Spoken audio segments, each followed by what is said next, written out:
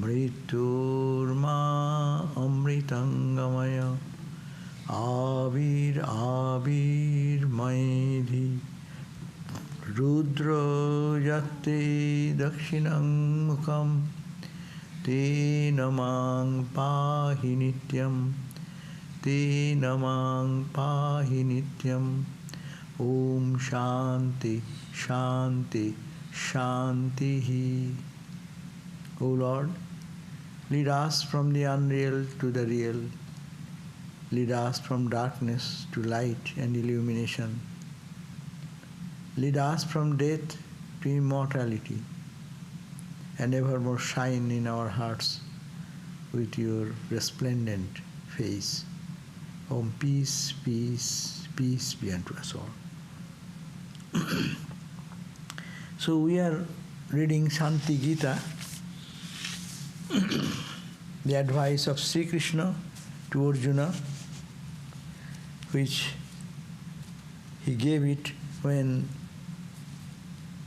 Arjuna was in bereavement due to loss of his son Abhimanyu in the war on the 13th day of the war, Kurukshetra war. And here Sri Krishna talks about exactly like the Bhagavad Gita we read normally, but it's focused on more on Vedanta. And last we saw that we have read up to verse number 19, and we find that Sri Krishna taught us that these people who are attached to worldly enjoyment are deeply bewildered, always running after wealth, roaming around whimsically, being attached to children, relative, wife and others. Their mind is anxiously engaged in maintenance of his own family members and is always depressed, ever restless, confounded and thinking day and night, where can I procure something, a little worth of grass? Worldly people like that are confused and they turn away from the nectar of happiness and carry only a load of suffering and cry out in life. So that is the condition of we the human being. We live in the world, and that is the Maya which keeps us attached to the world and not look at the higher dimension of our personality, the divine. And next we hear that Sri Krishna said that from Brahma to a blade of grass, all these objects are disgusting like a dog excreta. Therefore, they are to be rejected along with all these things, the desires to enjoy. Even the desire to enjoy and those things is talking of the tremendous renunciation needed for knowing the truth. And is what type of detachment is talking about is that everything, even the position, high position of the power of Brahma who creates the universe is useless, and he does not find any interest in that. So it should be total detachment. And how that detachment will go? The desires for sense enjoyments do not arise. Node iti vasana bhoge. In the bhoga, in the experience of the senses, the desire is gone. And they have such a detachment, like detachment will be to that extent disgusting as eating one's vomited food. So this type of disgust will come for worldly enjoyments and the acts which gives us that enjoyment. Thereafter, he has to practice. The spiritual life is building up the ground, that how to be a real lover of the truth. They should have to have this foundational characteristic, and that should be the detachment from anything of the universe, perfect detachment and perfect illumination. When it comes, the revelation is there itself. So, desire for sense enjoyments, no udeti vasana, desire when they feels that they are all disgusting, nothing appeals to that person. Thereafter, they will have to practice shamo, damo, chaiva, mano, indriyo nigraha. So therefore, after practice, the control of the mind, control of the senses, then samo, damo, titiksha, uparatischaiva, samadhanam tataparam. Samo, damo, titiksha, upurati, shraddha, samadhan. 6 treasures. Viveka, vairagya, he has mentioned. Awareness comes. Then detachment is the second point. Tremendous detachment should be in the heart of the seeker of truth. And then he will have to have this wealth characteristic to be imbibed in life. Sama, dhamma, control of the mind and the senses, desisting from worldly enjoyments. Then titiksha, upurati. Then shraddha, samadhan, followed by equanimity of the mind. There comes one that generates in the heart of a person, that is shraddha or faith. And that faith is very important, has been mentioned in the Upanishad. Shraddha srutihi gurur vakya vishwaso. What is shraddha? Shruti gurur vakya vishwaso. The tremendous faith in the words of the Upanishads, the sages, the statement of the sages and their experiences, and what our teachers give us, are that confirmed truth. You will have to have this. All these, when one accumulated, then another characteristic, samsara granthi vedeno muktum ichchamu mukshata. Then we need that desire, intense desire, to be liberated from the tie of bondage of this world and worldliness. Etat sadhana sampanno. Now this type of person who has this type of spiritual practice and accumulated these qualities, then jiggashur gurumasrayat. That must be read. That person should go to a spiritual teacher and then take refuge at the feet of that spiritual personality we call Guru. So, this Vedanta is very much available to this type of people who have these characteristics and capabilities. Therefore, it is very important that we practice more of this viveka, vairagya, samadhi, sataka sampatti, mumukshatta. That is in Vedanta service, read. And that is here in Shanti Gita, Sri Krishna is advising Arjuna that you collect all this, and this type of characteristic when comes in the life, then you have to take refuge. So, Guru Mevo Vigachet, in the Upanishad you find, Samit Prani. So, with a piece of wood, firewood in the head, and take refuge in the Guru, and Guru will then teach him. So what here also same way, today's reading from verse number 20. Then we read, it says, Jnanodata Guru Shakshat, Jnanodata Guru Shakshat, Sangsharar Navataraka, Sangsharar Navataraka, Sri Guru Kripaya Shishyaha, Sri Guru Kripaya Shishyaha, Taret Sangsara Varidhim, Taret Sangsara Varidhim. So, Jnanodata Guru, the Guru who is the givers of wisdom, knowledge comes only through Guru. It is not the secular knowledge. Secular knowledge also we need teacher, but in spiritual knowledge it is much more important that the wisdom and the power is transmitted from Guru to disciple to disciple to disciple.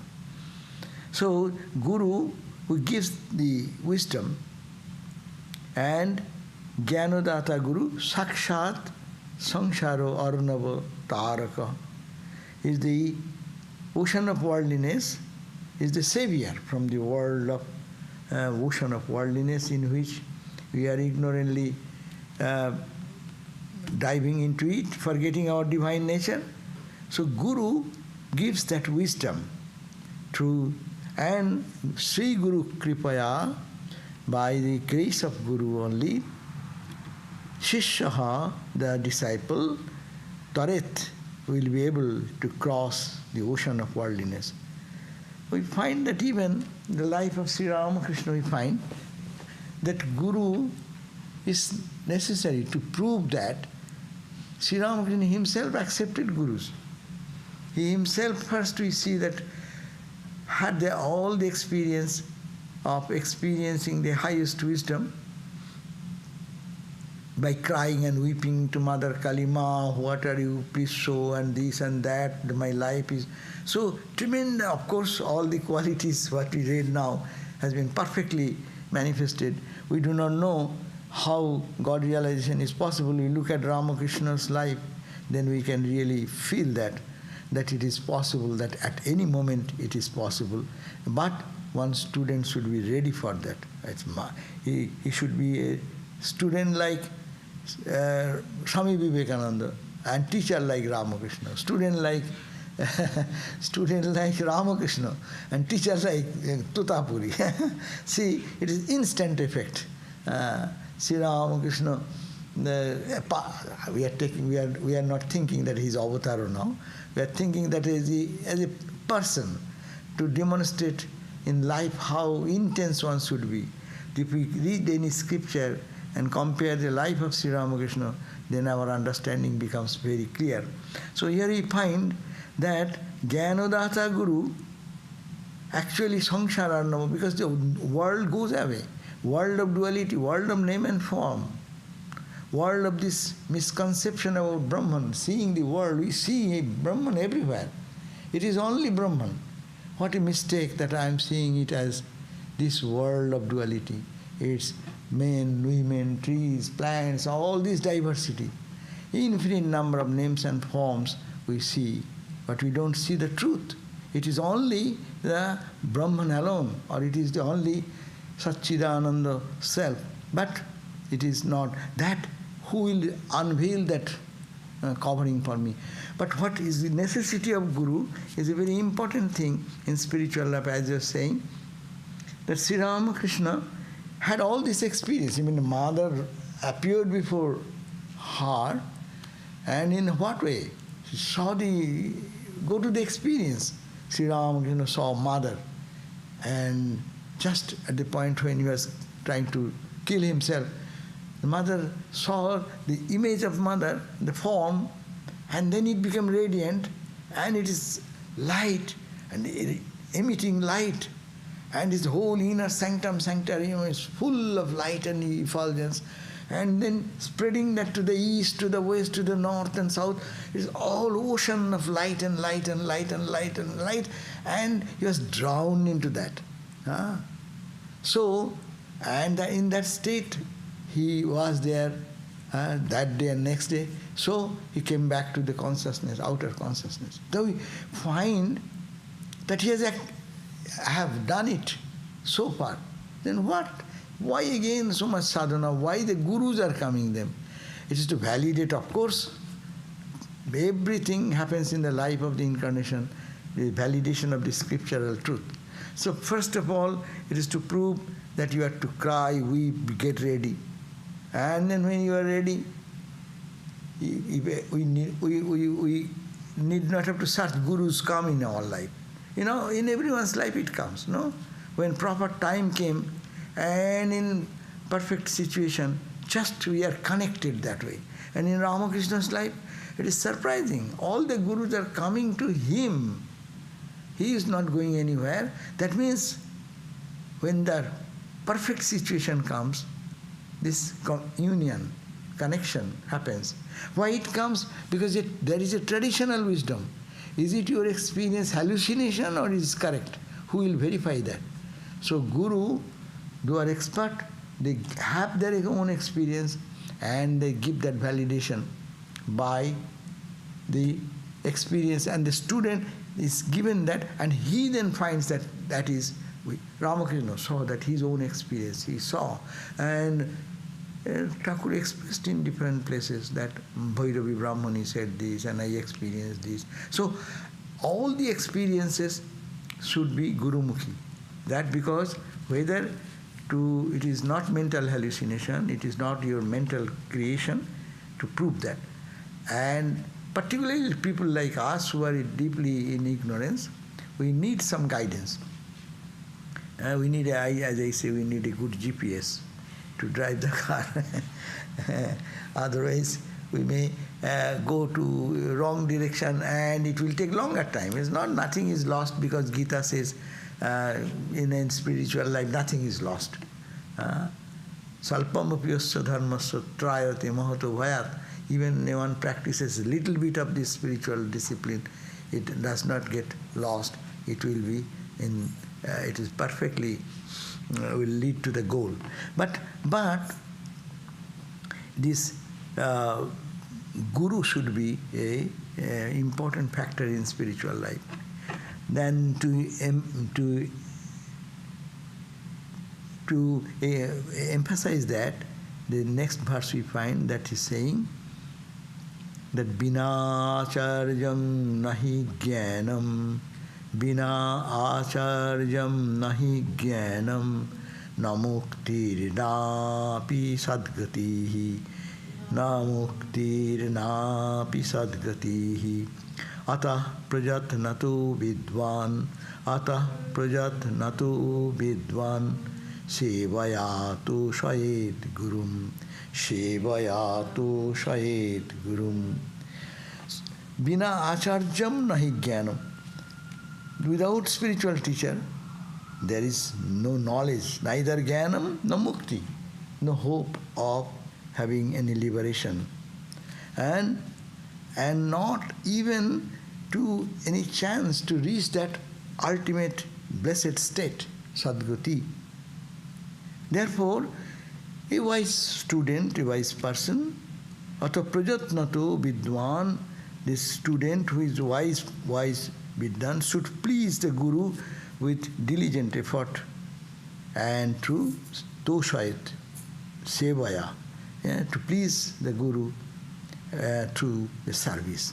So that's also another point. Why to go to serve the Guru? Because it is in early days, now through the internet and everything, we get the mantras. People start practicing themselves also.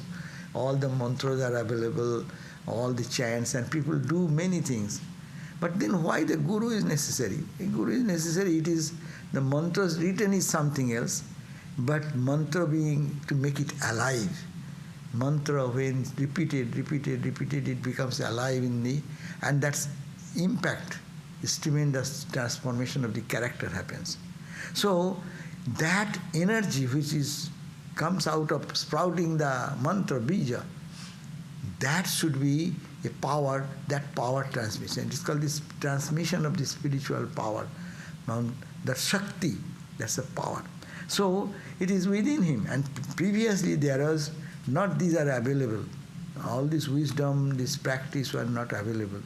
In those days, the time of what we are reading now, in this, all the knowledge was in the Guru's and Guru's knowledge.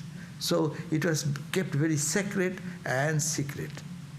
And they will not give this wisdom to anyone and everyone. As Christ said, don't throw away your pearls among the swine.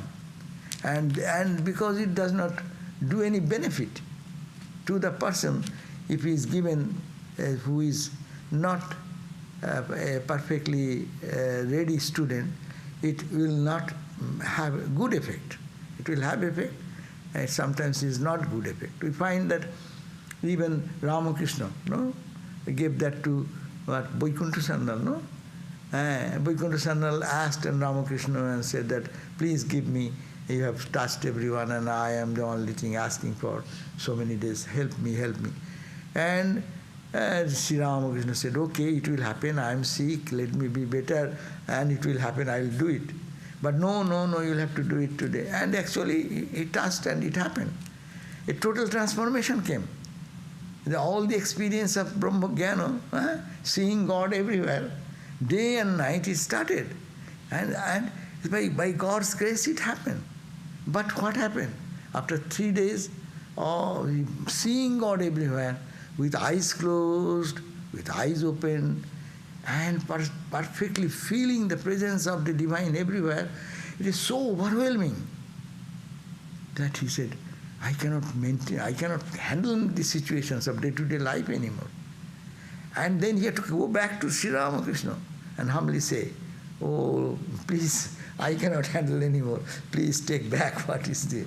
And of course, he said, I feel what a fool I am. So I could have died in that experience. Why did I go back to give him that experience back, to ask him to take back that experience? But one thing he said, that is the beauty of Brahma Jnana. But whenever I remember, I can feel that experience. So that is the beauty of Brahma Jnana versus our hallucination. Hallucination may appear sometime, but this constant undercurrent, that flow of this knowledge and wisdom, no one can stop that.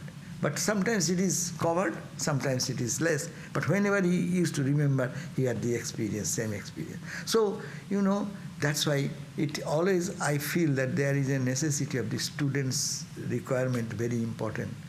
And many people want to have samadhi just now. And they think that it can be achieved so easily. But even sometimes it shatters our nervous system. It needs very regulated life to lead such life. That's why practice of spiritual disciplines to enhance our capacity, our mental capacity, our purity of the heart, the nerves, as it is called, the nervous system. Our nerves are not tuned to carry those high level of spiritual vibration. No, this is only for mundane experiences of life, little joy, little emotions. It is made for that. But to make it pure, so that it can carry higher spiritual waves and vibrations, we need to do your preparation that we have read today. And that's why the Guru is carrying that, but Guru are very conservative in that sense. We think Gurus are very conservative, but they are not conservative. They were intentionally used to make the student ready for the spiritual wisdom to take in their life. So we find that even in the Upanishads, the Indra and Indra and Virochana, both of them went to the Guru, and they have heard that after attainment of Brahma Jnana, that one will reach the state of Visoko, Bijaro, Bimrittu, that will state where there will be no Soka, bereavement, no Jara, old age, no Mrittu. So please teach us. But what happened? The Guru, at first, when he approached, both of them said, okay, you go and do austerity. People may think, what type of thing? We are coming for God realization, and they are saying, go and do Satyakama's life we find, no? So he came to Guru, and Satyakama's Guru said, oh ma, you come, okay, take my cows and grow, and come back when they become 1,000. What type of Guru? Our mind will say, he is very calculating Guru. No, he is not a good Guru. Because he wants his cows to be grown to 1,000. our materialistic idea will take us to that. But Shraddha is the fundamental thing. That what is there, Satyakama got it because of his Shraddha. Now Guru has given me, and by doing this, and then he prepared himself, and then you see how it happened. The nature, the cows are telling, Bo Bo Satyakama, Oh Satyakama. Cows never say like that, but he is hearing that voice.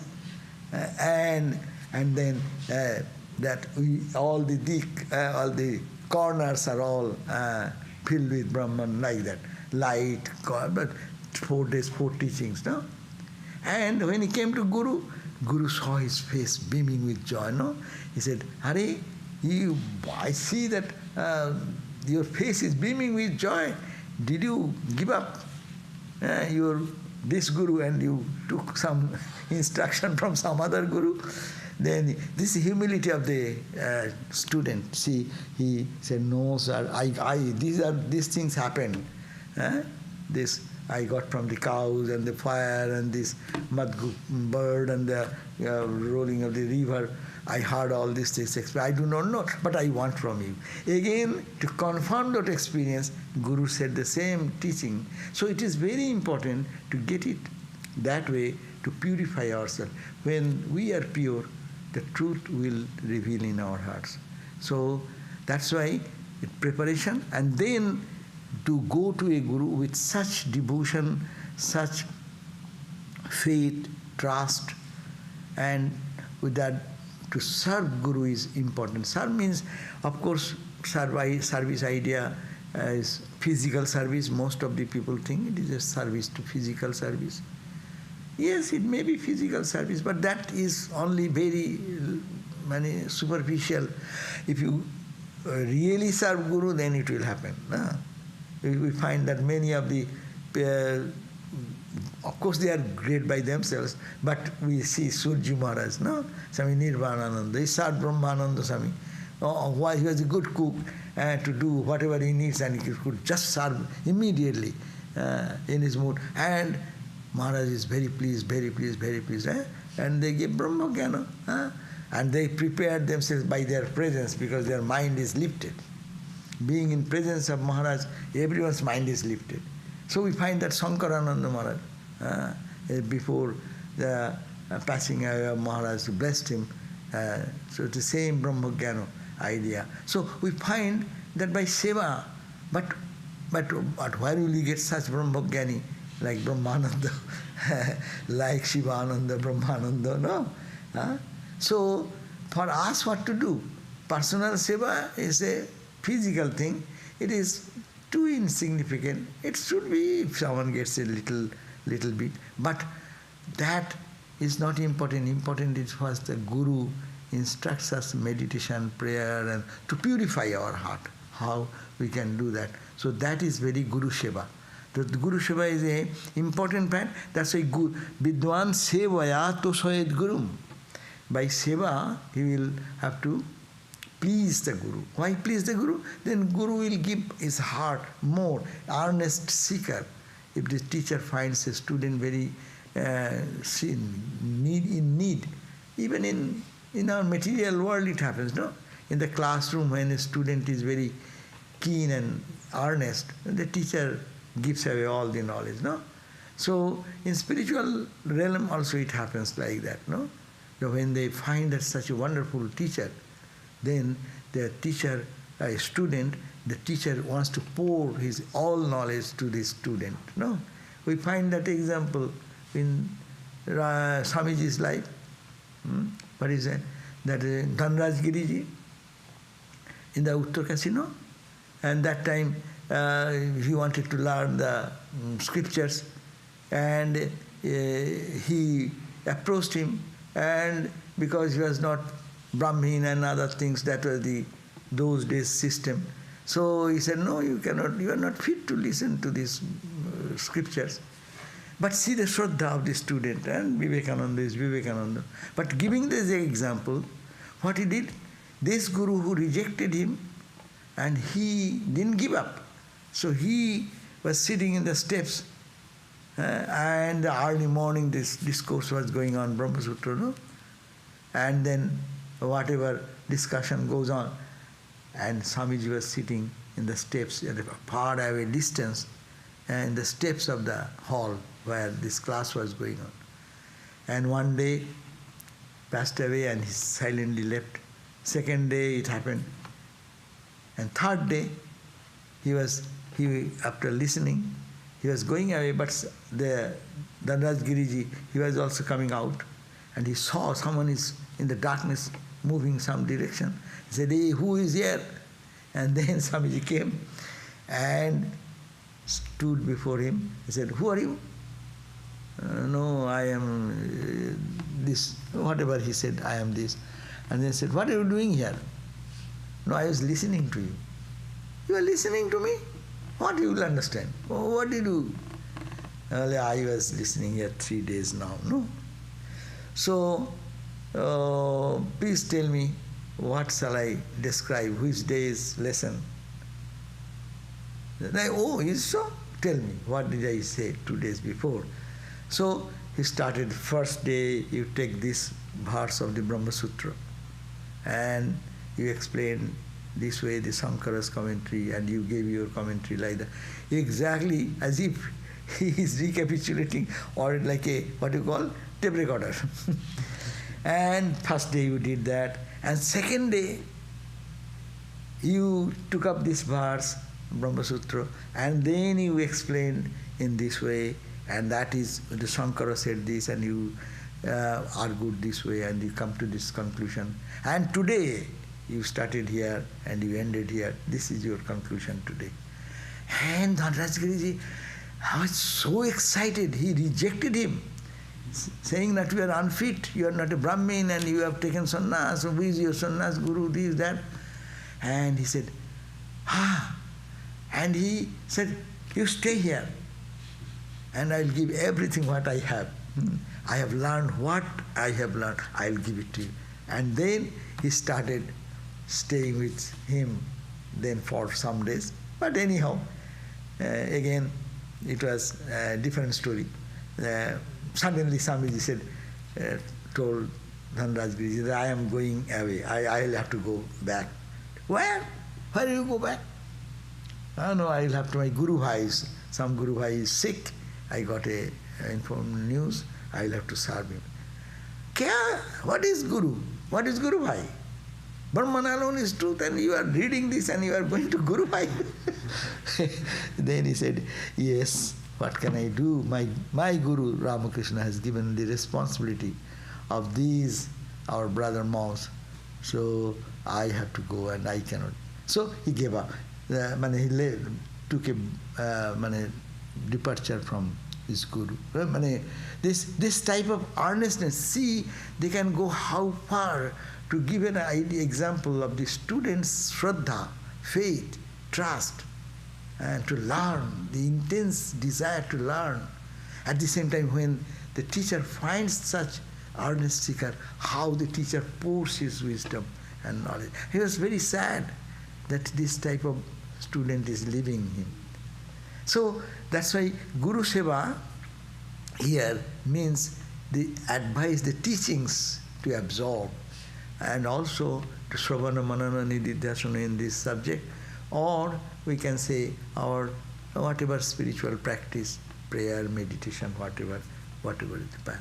So clear idea, Sri Krishna says here on verse number 21, that Bina Acharjam Nahi Jnanam. There is no possibility of having any knowledge without Acharya, without the spiritual teacher. No mukti, there is no question of mukti, liberation. No sadgati, not reaching that state of perfect illumination or state of blessedness. Atah prajatnatu vidwan, therefore a student will try his best with effort, much effort, should please Tosayet Gurum Shevaya. Now what will happen? Now, Sevaya Samprasannatma, Sevaya samprasannatma Guru Shishyang Prabodhayit Guru Shishwang Prabodhayit Natvang Deho Nanendriyani Natvang Deho Nendriyani Na Pranu Na Manodhyo Na Pranu Na Manodhyo Eshang Drashta Cha Sakshitvam Eshang Drashta Cha Sakshitvam Satchidananda Vigraha Satchidananda Vigraha Pratibandhaka Shunyasya Pratibandhaka Shunyasya Jnanam Syat Shrutimatrataha Jnanam Syat Shrutimatrataha. Now, beautiful verse. It says that Sevaya Samprasannatma, when the Guru is very pleased with the disciple by this type of service, his humility, his earnestness, his desire to know, and this faith in Guru's words, all this Shraddha means faith and trust both. When he is pleased with this, Samprasannatma, Shishyang then Prabodhayat. Like Viveka Chudamani, it almost resonates with the verses of the Viveka Chudamani. Then Kathang Tareyang Bhavasindu Me Tat. Here the student will say, how shall I cross this ocean of samsara? No? And then Guru Tahan then, yes, Ma Bhishta Vidwan Tavanasti Apayo Samsara Sindhas Taraneyastu Upayo Jainaiva Yata. So he'll say, yes, I know, I will give you, don't worry my child, you will get freedom. I will give you that wisdom what by which many people have crossed this samsara before. So like here, the Guru Shishyang then Prabodhayat. What the Shishya, the student, he will teach the student or tell him what he said, that Nattang Deho, the very point, because Arjuna is in deep grip, so his son is dead. So here is a strong dose medicine. I call it Vedanta is the strong dose medicine. Sometimes homeopathic medicine dose is also there, Ayurvedic dose is there. But when surgery is necessary, or we used to say, Thakur said that, nowadays Digupta. Yes. So all those homeopathic, Ayurvedic, that's good in one place, but strong dose medicine is necessary. So he's giving a good blow here. Not Tvang Deho. You are not the body. Fundamental mistake is you are thinking that you are the body, but you are not the body. No Indriyani. You see, your all senses, you are thinking, identifying that you are your senses, and what sense perception you are getting, they are all true and they are the reality. And so much overwhelmed with these experiences that we don't want to see what is the reality. But we are seeing the changeful universe with name and form, which our senses are always deluding and showing us. That we take is to be true. Na prano, no mano, neither your prana, neither your mana, neither your dhi, buddhi, intelligence. You are not all these things. Like the Guru is saying, Annamayo, Pranomayo, Manomayo, Vijnanomayo, Anandamayo, Atma. You are Atma. Me Shuddhantam, they used to say, Suddha. Let it be purified. Here also he is saying, no, not Tang Deho, no Indriyani, not Prano, no Manodhya. You are neither your body, neither your senses, neither your energy, prana body, neither your mind, neither your intellect. You see, Eshang Drashta Cha Sakshittam. You are the Drashta, witness. You are perceiving it, you are seeing them, their functionality as Tvam Satchidananda Vigraha. You are the embodiment of that consciousness, blessedness, and that absolute reality. That is you, not this, but this. This verse can go on to explain the whole Vedanta. Panchakosa, Vichara, 5 Cs analysis, Dashtadishya, all this concept. When you understand that Eshang Drashta, you are the witness, Cha Sakshi Cha, you are the observer of them, you can understand that. You are Satchidananda Vigraha, you are the embodiment of all this. Then Pratibandhaka Shunnasya, there will be no obstacle to stop this experience. That Jnanam, obstacle free, as soon as you hear from the Shruti Matra, from the Guru, from the spiritual teacher, when this type of student understands that, and it listens as mind is prepared. But those are not like us. We have to listen day and night, think, day and night meditate like that. That is the sadhana for us, and that becomes the immediate experience of a student who can really go to that point of thinking day and night. Really, am I the body? All the time we can analyze this, that this body is changing, how can it be real? What we see today, it is not the same. Where is our body when we are 25 years old? Young body gone. What young body? Yesterday's body is gone. But I am seeing I am the same. That's a misconception. But the consciousness, I, that is the thing which is really behind. And I, that is the consciousness. But I am not looking at that. I am thinking this is me. My energy, I am very weak today. As you become old, I become very weak today. I have no energy, no? So you think that your energy is you, energy is full, energy is less. I am weak, I am powerful, I have strength. So you are identifying, we are identifying in that level.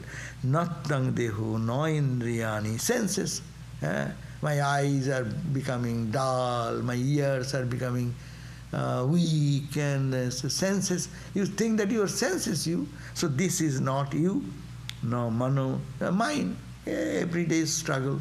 We meditate, we see at least how mind jumping here and there. Who needs to prove that mind is an object and we see the object? We see. We see every day.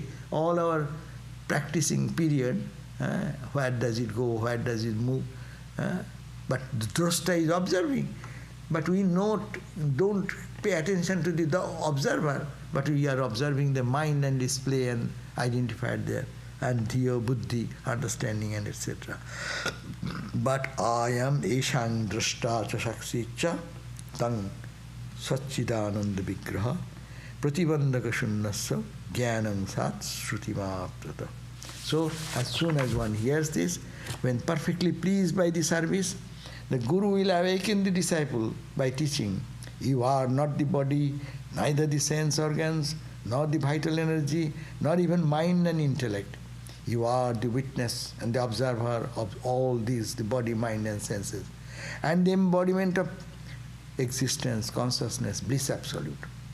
One will attain knowledge immediately as soon as one, a competent student, devoid of all obstacles, listens to these teachings. So, this is the lesson, and it is the lesson of Vedanta all the time, but to practice is more important. So, how can we really apply this? And Arjuna, listening to this again, and though he heard once in the Bhagavad Gita, it is said at the beginning that Arjuna said, I heard from you these lessons, but I forgot. And I am now deluded again. So, say, that's why it is again reported in this Vedantic. Very, very, it is totally, as I go through this text, we find it is a very good Vedanta text to be studied. So, so I can end here, and I will request, তুমি কিছু বলো আজকে, তুমি কিছু বলো. So here you are blessed today that we are having some Sarvapriyanandaji. She is with us. 10-15 minutes she will just say about Vedanta, and this discussion, he will elaborate and he will give a, that's really extra bonus for all of you. No, so I did. We finished like that and give some time for QA, but it's good. So I am requesting Swami Sarvapriyanandaji, who is here. He came, so you are getting a blessings. He will be speaking about the Vedanta, just whatever comes in his mind. It's informal. Don't take it any serious.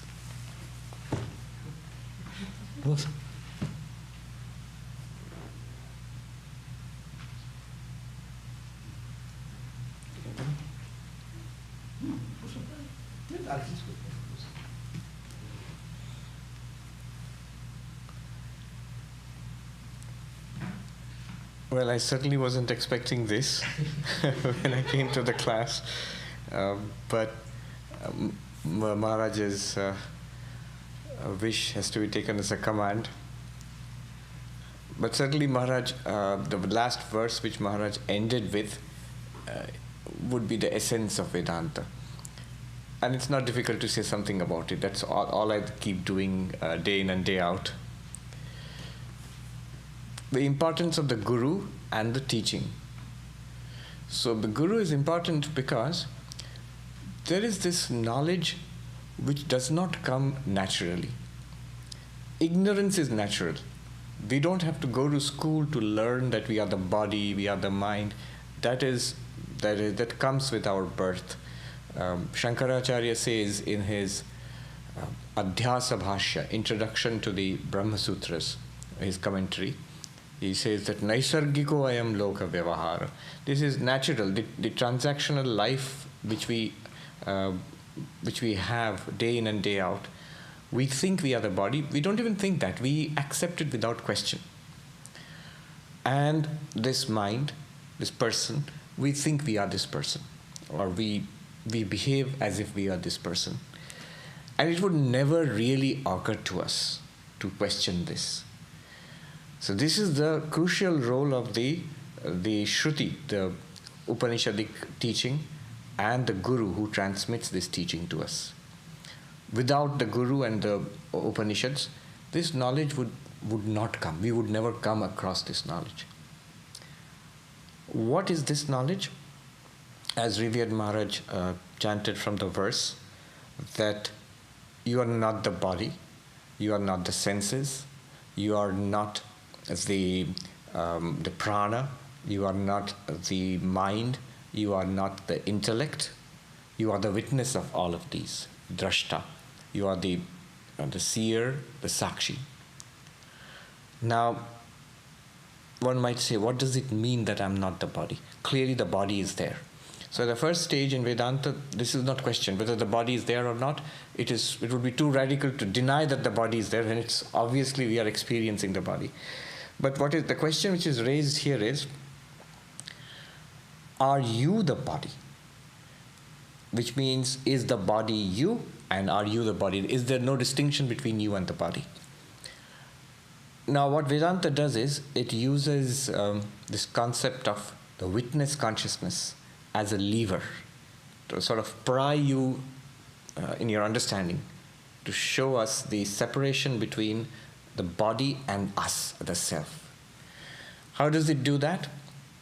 You are the drashta, it says. You are the seer. You are the experiencer. And that's something that resonates with us, because it just takes a little bit of thinking to see that everything that we do in this life, whatever we do, we are experiencing. We are always the subject. All of our experiences have the structure of subject and object. The subject is here called the drashta. Literally it means the seer. The seer, the one who hears, smells, tastes, touches, the one who thinks, the experiencer, the subject. Now, so where does this leave us? The basic principle here is the experiencer, the seer, is usually different from what is experienced or what is seen. I mean, I am looking at this room and the people in it, And the eyes are the ones which are doing this looking. I mean, it's the instrument. And what they are seeing is very distinct from them as entities. It's in a very simple, naive way. Physically, they are distinct. Unless something is physically separate from the eyes cannot see them. In fact, the only thing that the eyes cannot see are the eyes themselves. So something has to be at a little distance from the eyes, separate from the eyes, and then only the eyes see them. The drashta, the seer, must be different from what is seen. Generalizing, it's not just seeing, it's hearing, smelling, tasting, touching, all of that. The knower is different from what is known. This is the principle. Now, if you apply that to the body, immediately it becomes stunningly obvious. We know the body.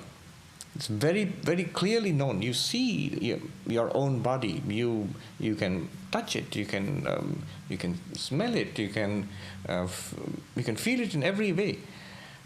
So the body is an object, which is an object of our knowledge. And because it's an object of our knowledge, it must be different from us, the knower, the seer. This is not something that is ordinarily obvious to us. That what we see is different from the eyes, that's pretty obvious. But the body is different from us, that's not obvious at all. And this idea is worth staying with. And it's not very difficult. If you stay with this idea that body is an object, you'll begin to feel, yes, I am not exactly the body and body is not exactly I. I'm continuously experiencing it. And then we think a little more and we feel, hey, wait a minute. When I fall asleep and I dream, I don't experience this body.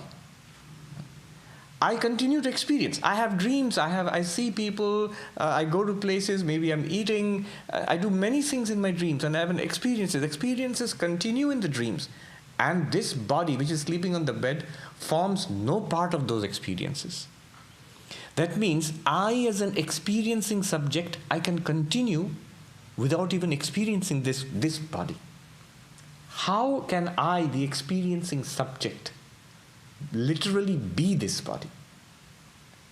So that, at least that idea takes root. And then we apply it to a much more subtle level, which is our sensory system. This whole seeing, hearing, smelling, tasting, touching, all of these senses which form the bulk of our experiences all the time. Am I the senses? I'm not the objects which I experience, all right. But am I the senses themselves, the entire sensory mechanism? But that system also is obvious to me. I'm aware of my eyes and the functioning of my eyes. If I can see clearly, then I'm aware of it. If I cannot see clearly and I need glasses, I remember at one time I stopped seeing clearly. The letters on the page became fuzzy. So I went to the doctor. And the doctor said, after examining my eyes, he said, "It's serious, Swami." I said, "What?" "It's irreversible, Swami." I said, "Oh my God, what is that? What happened?" "You have hit 40. And there's no way back." So he said, apparently it's one of the surest signs of being over 40 that your eyes begin to focus a little less precisely. So you need glasses. That means I'm aware of my senses and the operation of my senses. If I'm aware of it, then I am the knower. And the senses are also known. The instruments by which I know the world are also known by me. If they are known by me, they are not me. So I am the sensory system. This extraordinarily powerful set of tools by which I draw in information from the world outside. I'm not that either. And then it becomes even more powerful.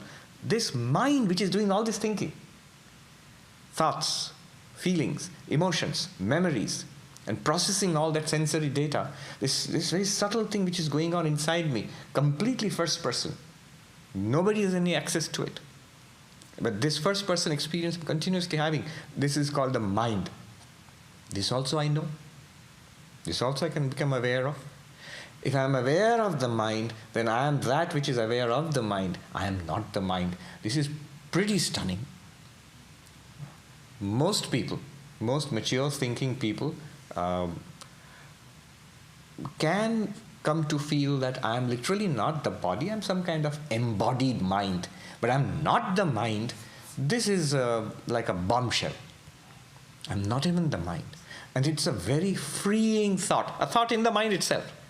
That I'm not the mind is also a thought. But it's a very freeing thought. You feel tons lighter. Body is still there. Senses are still working. The mind is still there. I'm none of it. And they are still working. Even the intellect.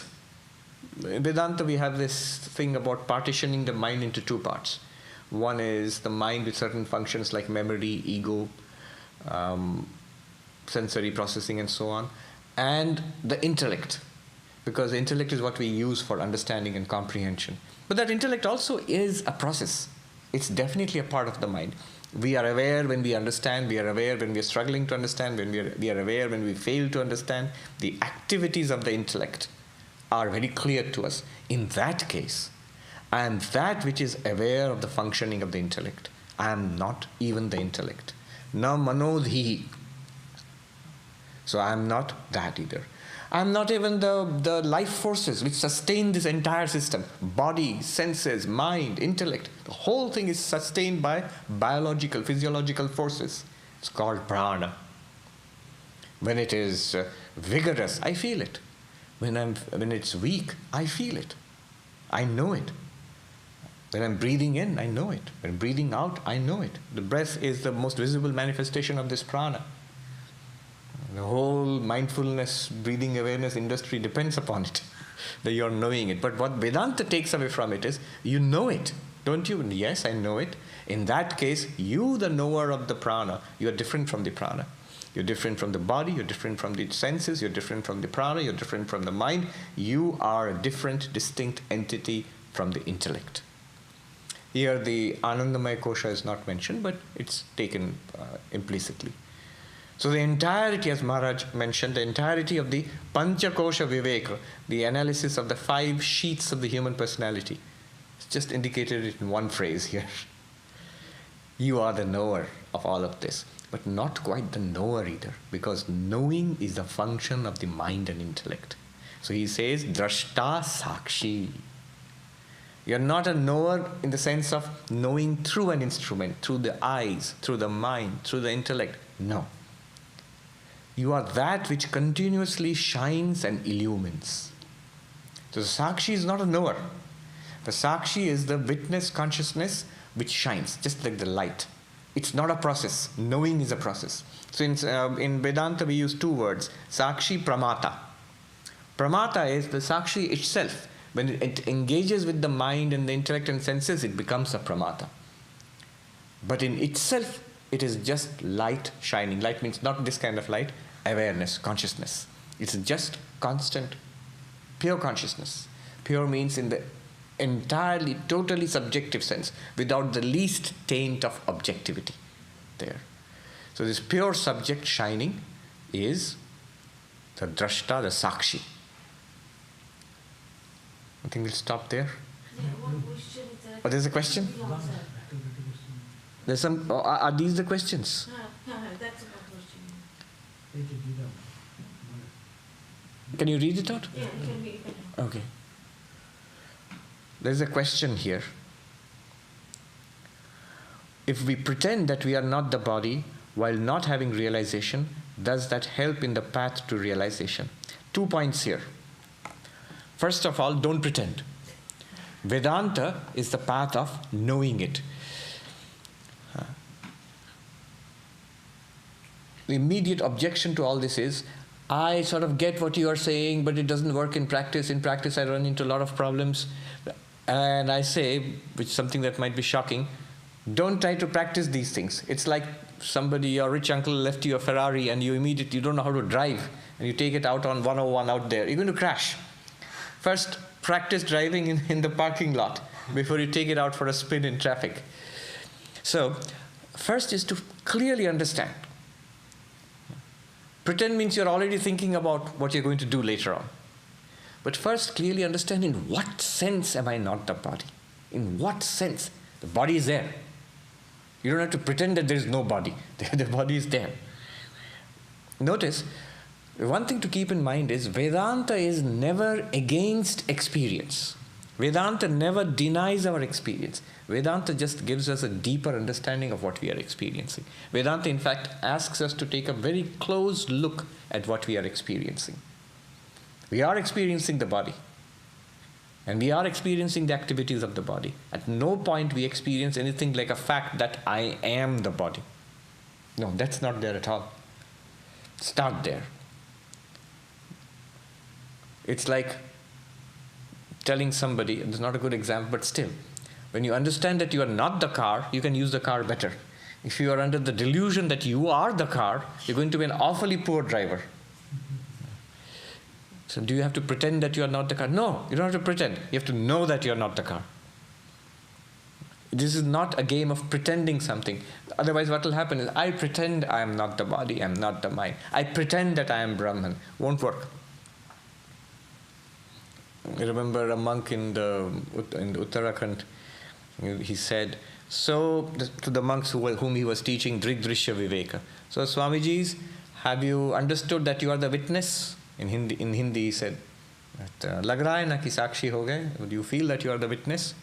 Somebody must have nodded. And he said in Hindi, bahut bade gaddhe mein giroge. You're going to fall into a especially big pit, which you have dug for yourself. That pretend sakshi, the pretend witness, is not going to serve you. You can pretend to witness that means you can practice witnessing your thoughts. That's a good meditation practice. That is not what Vedanta is saying. When Vedanta says you are the sakshi, you are the witness of the body-mind, it says you are the witness choicelessly so. Whether you come to a single Vedanta class or you never come to a Vedanta class, whether you believe in it or you don't believe in it, whether you understand it or don't understand it, you are already the choiceless witness of the body-mind system. If you know it, if you get it, it is of tremendous help, a sense of tremendous freedom.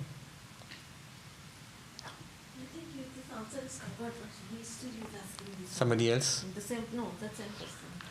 And one more point, a little bit against what I'm saying. So let's set Vedanta aside for a moment. Let's talk about practice. In all practice, I'm not talking about what we said just now about knowing that you are the witness or realizing that you are the witness, but about practice, control of the mind, control of the senses. All these are practices. Meditation is a practice. Just sitting still is a practice. Repeating the mantra is a practice.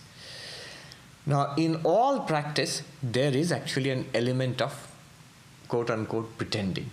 What I'm not there yet, I'm trying to be there. And that's very good. That's the only way we improve. That's the only way we become moral. We try to be a little better than we are already.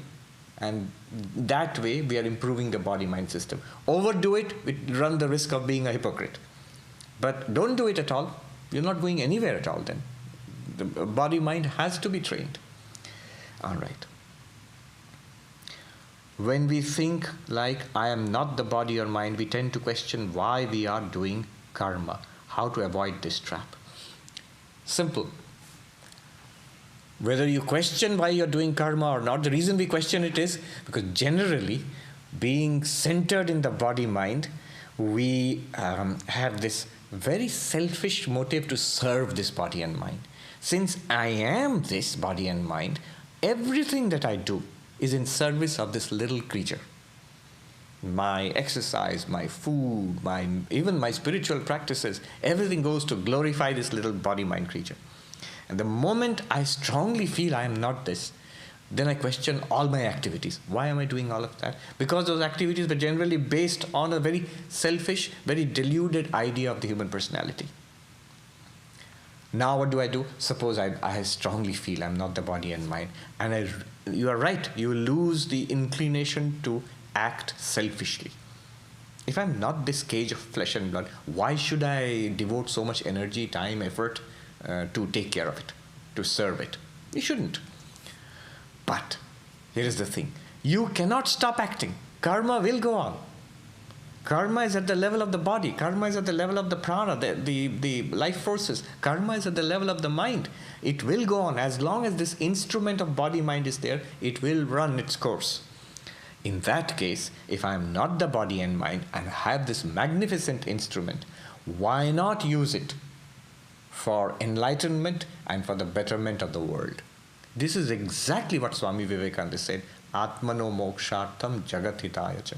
Live for the welfare of all and for your own enlightenment. So from a selfish action to action for the welfare of all, wherever we are, in whatever circumstance we are, leading also to one's own enlightenment. Okay, I think that's very good. Thank you so much, and pranams to Maharaj. I think I take it as his blessing that he asked me to speak today.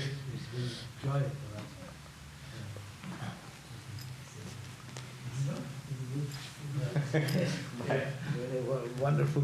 Hey, yeah. Yeah. So you have really got a bonus. Really, I was thinking that he's here. So really, yes, given the synopsis in short period, you listen long lectures, but with this short expression of 15 minutes, you got the nutshell of entire Vedanta. And it's question of practice. If we can do that, not you, but we, then really great blessings will come upon us. So thank you all, and may Mother bless you. Tomorrow is gospel reading.